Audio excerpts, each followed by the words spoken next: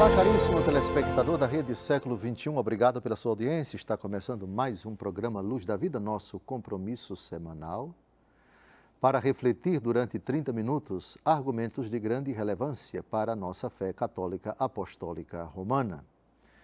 Pela 30ª vez, nós nos debruçamos sobre o argumento do paraíso. Paraíso, um dos 4 novíssimos. Novíssimos são as últimas realidades que acontecerão terminada a nossa peregrinação aqui na Terra. São 4 os novíssimos: morte, juízo, inferno e paraíso. Ao tema da morte dedicamos 29 programas, ao tema do juízo 65 programas, ao tema do inferno 28 programas e com esse 30 programas dedicados ao paraíso. A Escritura fala muito pouco do paraíso. E isso se resume na frase famosa da 1 aos Coríntios, capítulo 2, versículo 9, o que os olhos não viram, os ouvidos não ouviram, isso Deus preparou para aqueles que o amam. Em todo caso, do pouco que a Escritura fala, o muito do pouco, se é que se pode falar de muito do pouco, mas a Escritura é muito sóbria ao falar do céu, mas há um capítulo da Escritura, que é o capítulo 21 do Apocalipse, que estamos a destrinchar já há vários programas, que traz informações quanto possível detalhadas, se é que se pode falar de detalhes do céu, mas esses detalhes estão cifrados em imagens, em símbolos, em figuras, em números, em objetos, em realidades e materiais, realidades materiais que a gente está a buscar o seu significado. Então, terminamos o encontro anterior, o programa passado, da semana passada, parou na explicação de Apocalipse, capítulo 21, versículo 17. A medição das muralhas, das portas, as imagens do alicerce, os nomes dos apóstolos, as portas voltadas ao Oriente, ao Ocidente, ao Norte, ao Sul, a imagem da própria muralha, defesa, proteção, delimitação, tudo isso eu remeto vocês à explicação de Apocalipse, capítulo 21, de 9 a 17, pois a explicação já está ali, precisamos avançar. Somente queria recordar um detalhe do versículo 17, que vai aparecer aí agora na tela do seu computador, do seu televisor, do seu celular.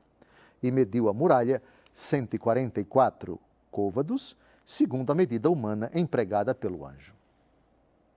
Esse detalhe é importante, segundo a medida humana. Mas atenção, Deus não mede o céu com nossa medida. A medida dele, e essa medida é com uma vara de ouro, com a qual se mede a cidade, versículo 15, depois vocês vejam o significado dessa vara de ouro. Mas, como eu disse no programa anterior, para que nós tenhamos uma noção, ainda que imperfeita, do tamanho, da majestade, da grandiosidade, da incomensurabilidade do céu, medidas humanas são utilizadas para que nós tenhamos uma noção. 144 côvados, por exemplo, a muralha, um côvado são 44 centímetros. Não significa dizer que o céu está reduzido a uma dimensão, digamos assim, tão pequena. Mas, para que nós tenhamos uma ideia, ainda que distante, da grandiosidade das dimensões do céu, que são dimensões eternas, são dimensões infinitas, dimensões que não podem, portanto, que não cabem dentro das nossas categorias de altura, de largura, de comprimento, de peso, etc, etc. Então, segundo a medida humana empregada pelo anjo, isto é, Deus se vale de uma categoria nossa, medida humana, para que nós tenhamos uma dimensão, uma intuição, uma ideia, ainda que imperfeita, do céu. Dito isso, agora vamos ao material do qual é feita essa muralha.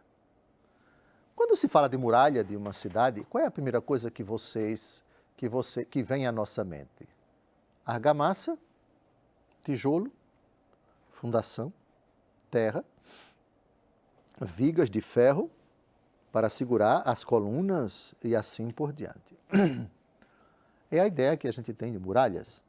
Ainda que as muralhas das cidades medievais, das cidades bem antigas, como Jerusalém, cujas muralhas estão lá ainda hoje, você tem materiais tirados, digamos assim, da natureza. Pedra, areia, argamassa e outros materiais que integram essa construção capaz de perdurar, de ultrapassar anos, decênios, séculos, milênios e assim por diante. Só que o céu não é feito com nada disso. Linguagem simbólica também, por favor, por favor. Mas se trata de material nobre. E aqui a gente vai ver 12 tipos de pedras preciosas. Algumas são conhecidas nossas, outras são, digamos assim, primas, parentas, de pedras preciosas que nós temos conhecimento aqui. A ideia da preciosidade significa o valor estimativo do céu, um valor infinito. Valor, preço, portanto, é uma realidade preciosa. Pedra preciosa é pedra que tem um preço alto. O céu é preciosíssimo. O céu é valiosíssimo. O céu é a riqueza por excelência, por antonomasia. O céu é estar com Deus. Deus é a nossa riqueza. Deus é o nosso tesouro. Deus é a nossa preciosidade. Deus é a riqueza. Pronto, feita essa introdução, vamos então agora ao material, tudo isso simbolismo, ao material com o qual essas muralhas são feitas. As muralhas que delimitam o céu. O material da muralha era jaspe e a cidade ouro puro, semelhante a puro cristal. Os alicerces da muralha da cidade eram ornados de toda espécie de pedras preciosas. O primeiro era jaspe, o segundo de safira, o terceiro de calcedônia, o quarto de esmeralda, o quinto de sardônica, o sexto de cornalina, o sétimo de crisólito, o oitavo de berilo, o nono de topázio, o 10º de crisóparo, o 11º de jacinto e o 12º de ametista. Cada uma das 12 portas era feita de uma só pérola, e a avenida da cidade era de ouro, transparente como cristal. A muralha propriamente dita, os alicerces da muralha, as portas da muralha. Na nossa cabeça, isso já transtorna a nossa maneira de pensar. Por quê? Porque cidade de ouro puro. Na nossa infância, na nossa adolescência, lemos e assistimos também películas com figuras mitológicas como a do rei Midas, aquele que toca nas coisas, e as coisas que são tocadas por ele se transformam em ouro. As fábulas das 1001 noites, aqueles sultões, aquelas realidades, palácios banhados em ouro, mas o céu todo de ouro, muita riqueza, muita suntuosidade. Mas atenção, por favor, aqui não tem nada de critérios humanos, de linguagem humana, de deduções humanas, de conclusões humanas. Por favor, jaspe, ouro puro, semelhante a puro cristal. Ou seja, o que é que essas realidades do mundo mineral evocam? Evocam brilho que encanta os olhos, evocam riqueza, suntuosidade, abundância de majestade. Significa que o proprietário, que o dono, é uma pessoa extremamente rica, Portanto, é o tesouro no seu grau mais elevado. Tudo aquilo que jamais nós imaginamos, jamais se concebeu, jamais se mostrou, jamais se pensou, jamais se tergiversou em termos de glória, de fulgor, de júbilo, de felicidade, de encanto para os olhos e para todos os outros sentidos. O céu ultrapassa a nossa lógica, o nosso conceito pequeno de riqueza, de beleza, de perfeição. Depois, os alicerces da muralha. Toda espécie de pedras preciosas. A pedra preciosa é um material extremamente duro, digamos assim, com neologismo e tudo, inquebrável. Depois, salta aos olhos que você coloque nos alicerces, a parte de baixo que ninguém vê, coisas preciosas. O que é que se coloca embaixo no alicerce? Coloca cimento, alicerce mesmo, argamassa, e ninguém vai ver, é coisa que não é preciosa, mas o céu é. O alicerce do céu é a riqueza. Cristo é o nosso fundamento. Ninguém pode pôr outro fundamento senão aquele que já foi posto, Cristo Jesus. E Cristo Jesus é a preciosidade com P maiúsculo, com um tamanho infinito. A descrição das 12 pedras que evocam exatamente as 12 tribos de Israel, edificados sobre o fundamento dos apóstolos, tendo como pedra angular Cristo Jesus. Efésios capítulo 2, versículo 20, texto que nós já vimos. Então, tudo o que diz alicerce, fundamento, sustentação, é o que há de precioso. A sustentação do céu, a razão do céu, o fundamento do céu é Deus Todo-Poderoso. Mais precisamente, Cristo Jesus, rocha sobre a qual a pedra que os pedreiros rejeitaram tornou-se para nós a pedra angular.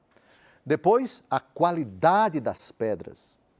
Para os judeus da primeira hora, os cristãos, perdão, da primeira hora, essas 12 pedras são as mais valiosas de que se tinha notícia no mundo judaico do tempo de São João. Portanto, a ideia de preciosidade, de raridade, de beleza, de estimativa de preço, portanto, suntuosidade, Deus glorioso. Preço, o Deus valoroso. A maior riqueza para a nossa vida. Muito bem, está terminando o nosso primeiro bloco, você não saia daí. Depois nós continuaremos e espero terminar no segundo bloco os versículos que faltam de 22 a 27 para terminarmos o capítulo 21, que é o capítulo que fala muito do céu, mas na verdade é muito pouco. Até lá, não saia daí, daqui a pouco a gente volta.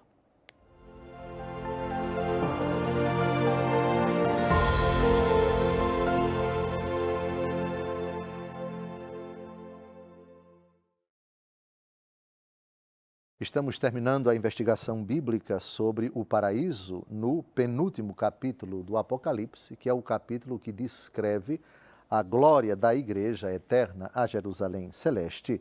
Apocalipse 21, de 9 até o final, versículos de 9 até 27. Terminamos o primeiro bloco comentando o material da muralha da Jerusalém celeste. Também o material com o qual as portas são feitas de uma só pérola.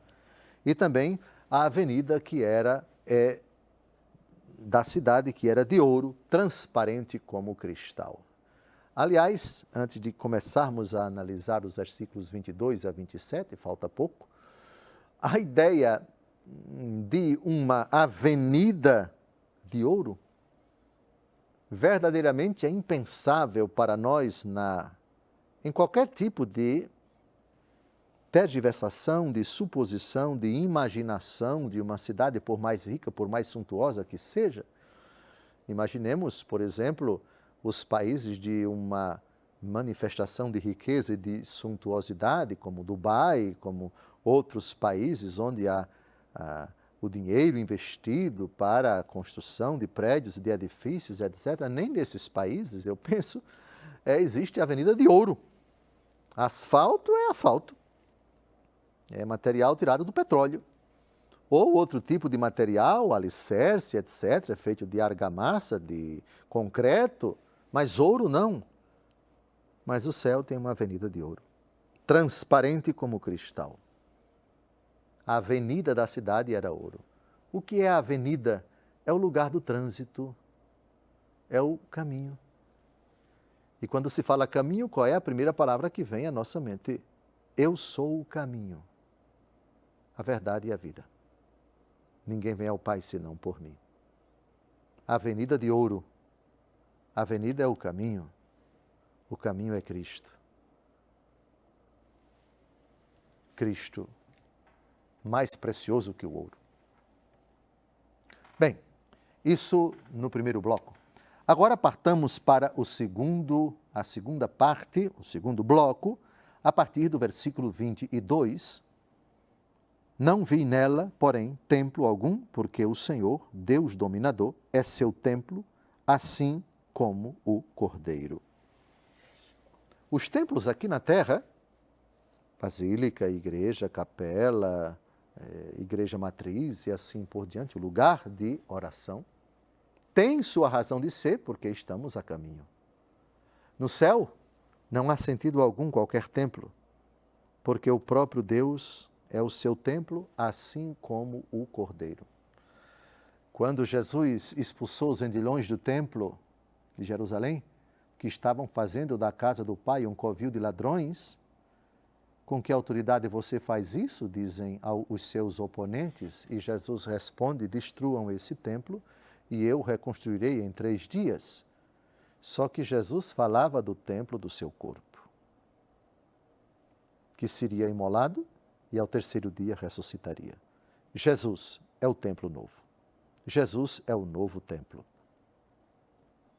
Enquanto estamos a caminho, já Ele sendo o templo por excelência, no céu não vai haver razão alguma de templo, de igreja, de capela do Santíssimo, de altar, etc., porque Deus é o templo. Porque o Cordeiro imolado, de pé, será de fato o templo onde habita Deus. Ou melhor, Deus que é o templo, o nosso templo. O templo na eternidade. O templo é Ele. Eu repito, por favor, não vi nela templo algum, nem do Antigo Testamento, nem do Novo Testamento. O templo é Ele. O que é o templo? Lugar de oração. Oraremos nele. O que é o templo? Lugar do oferecimento do sacrifício. O cordeiro já foi imolado. Não há mais necessidade de sacrifício. Não há mais necessidade de celebração da Santa Missa. Não há mais necessidade de adoração, qualquer que seja ela, em algum templo feito por mãos humanas, porque adoraremos, contemplaremos, louvaremos, bendiremos, glorificaremos o próprio templo, que é Deus mesmo, e o Cordeiro. Vejam que a expressão Deus dominador é seu templo, assim como o Cordeiro. O templo que é o Pai, o templo que é o Filho, o templo que é o Espírito Santo. O templo que é a Trindade como um todo, Deus na unidade da sua essência e na diversidade das suas pessoas. Passemos agora para o versículo 23. A cidade não necessita de sol nem de lua para iluminar, porque a glória de Deus a ilumina e a sua luz é o Cordeiro. E isso por N motivos. As luzes artificiais, a luz da lua em noite de lua cheia, de lua nova, de quarta minguante, de quarta crescente, as luzes de energia eólica, de energia elétrica, de energia hidráulica, de energia, sei lá, todas elas, se para nós elas evocam clareza, luminosidade, ou muita luminosidade, ou muito brilho, eu estou aqui agora num estúdio, vocês não estão vendo, mas aqui tem holofotes, e eu nem posso ficar aqui muito tempo, porque eu começo a cansar e a suar, porque isso causa um cansaço mental, sobretudo visual. Essas luzes são intensas. Porém, em comparação com a luz do sol, vocês acham que essas luzes aqui do estúdio, elas são o quê? Não são nada, porque o sol brilha mais. O brilho do sol é mais intenso, muito mais intenso do que o brilho dessas lâmpadas artificiais. Mas e o brilho de Deus em comparação ao sol? Se o sol dá de 1000 a 0 nessas lâmpadas, e o brilho de Deus diante do sol? Seria mais ou menos como a luz do sol aqui, em um dia bastante claro, o sol inundando o ambiente e você acendesse um palito de fósforo. O palito de fósforo, meio-dia, ao ar livre, qual é o brilho dele em comparação com o brilho do sol? Nenhum. Ah, o sol dá de 1000 a 0, mas e o brilho do sol em comparação com o brilho de Deus? Não tem nenhum sentido. Não há, portanto, por favor, não necessita de sol nem de lua. Não vai ter noite, não vai ter escuridão, não vai ter penumbra, não vai ter lusco-fusco, não vai ter absolutamente nenhuma realidade que possa levar uma pessoa a dizer: não estou enxergando, não estou vendo, não estou percebendo. Não há necessidade. É o brilho do próprio Deus, é o fulgor do próprio Deus. As nações andarão à sua luz e os reis da terra levarão a ela a sua opulência. Aqui temos reminiscências do Antigo Testamento, não é o momento de citarmos os versículos dos quais são tiradas essas imagens. Do versículo 25, andar na luz do Senhor. Inundados, mergulhados pelo brilho fulgurante, resplandecente, numa intensidade, numa beleza, numa glória, numa intensidade que jamais nós imaginamos aqui na Terra. Poucas pessoas tiveram esse privilégio de contemplar esse brilho. Pedro, Tiago e João, por exemplo, no mistério da transfiguração, no monte que a tradição chama de Tabor. Moisés viu a glória de Deus, se bem que Deus passou na frente dele pelas costas. Pouquíssimas pessoas. E os que tiveram uma visão do céu ficaram verdadeiramente abismados com tamanha grandeza. Alguns santos, de fato, tiveram a visão, ainda que momentânea, por alguns instantes, da felicidade sem fim. As suas portas não se fecharão diariamente, pois não haverá noite. Interessante a ideia, quando você chega à noite, ainda que seja num lugar bastante seguro, bastante tranquilo, você fecha.